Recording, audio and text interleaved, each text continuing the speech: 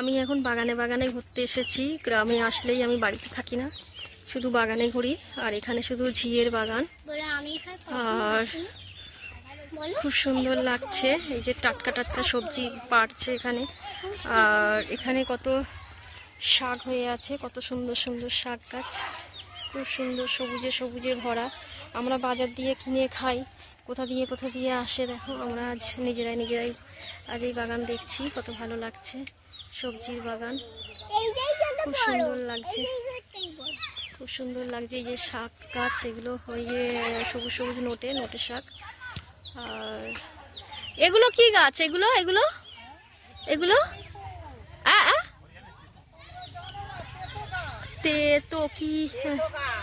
আচ্ছা, যাই হোক, আলু দিয়ে রান্না করতে হয়। আচ্ছা আচ্ছা, আমি এই গাছটা কোনোদিন দেখি নাই, কিন্তু কি গাছ বুঝতে পারছি না। জিজ্ঞেস করছি তো, কি একটা গাছ বললো রান্না করে খেতে হয়, আমি বুঝতে পারছি না। ফল হয়, ফল হয় এখানে, ফল হয়। আচ্ছা আচ্ছা, কি ফলের গাছ বুঝতে পারছি না, জাস্ট খুব সুন্দর লাগছে।